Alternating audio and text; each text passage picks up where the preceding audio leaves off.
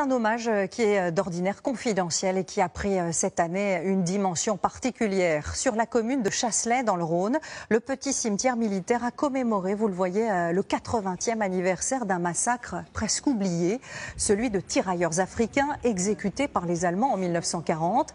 Un événement dont on ne savait pas grand-chose, jusqu'à ce qu'un collectionneur transmette il y a quelques mois des photos saisissante de ce moment. Marine Brossard, Bruno Chastanier, Gaël Charnet et Gaëtan Lecointe. Des albums photos de soldats datant de la Seconde Guerre, ce collectionneur en a feuilleté des dizaines. Mais dans sa dernière acquisition, il fait une découverte glaçante. Quand je suis tombé sur cette double page, je suis vraiment resté interloqué, choqué. Une série de photos capturées à quelques secondes d'intervalle. Des officiers allemands pris sur le vif. Ils escortent une quarantaine de soldats français, des tirailleurs africains. Les chars mitraillent. Le cliché suivant, des corps inertes. Épilogue d'un massacre photographié en direct. Vraiment, je ne vous cache pas que je suis resté scotché et j'en ai fait des cauchemars la nuit suivante. Ces hommes savent-ils à ce moment précis qu'il ne leur reste que quelques secondes à vivre? Les visages sont tétanisés. Leurs yeux semblent chercher des réponses dans ceux de l'homme derrière l'objectif. Le photographe était certainement au courant de ce qui allait se passer. Et on voit bien, ils sont tous prépositionnés, ils se parlent, ils s'organisent. C'est ce qui en fait un crime de guerre. Les Allemands savaient et ont programmé cette exécution.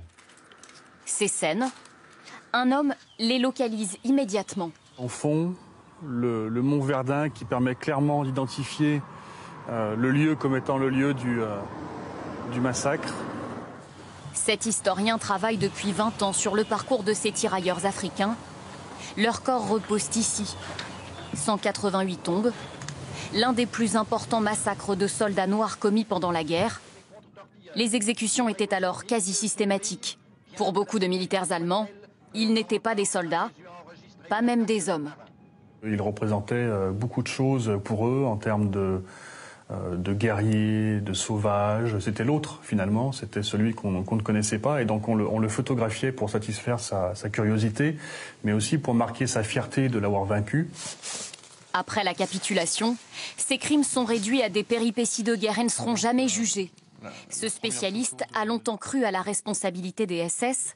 Désormais, il le sait, c'est l'armée régulière allemande qui est coupable.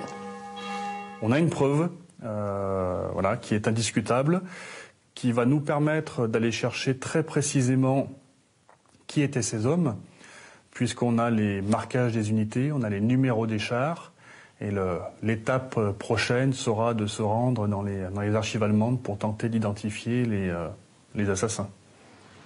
Comprendre, reconstituer l'histoire ignorée de ces soldats grâce à cette découverte, une chance inespérée, particulièrement pour le maire du village. Dans son bureau, il conserve précieusement les objets retrouvés sur les corps des soldats. C'est un peu de leur âme. Là, quand on voyait des courriers de cette nature, on se rend compte qu'effectivement, les soldats ont été blessés et ils sont morts. Puisque ce sont certainement des taches de sang sur les courriers. La seule chose que nous pouvons leur accorder maintenant, c'est effectivement de respecter le don de leur vie pour défendre notre territoire. Et donc la liberté, l'égalité, la fraternité de notre pays, qu'ils ont fait leur, alors qu'ils venaient d'ailleurs. Et voilà pour cette histoire incroyable qui a quasiment été oubliée pendant 80 ans.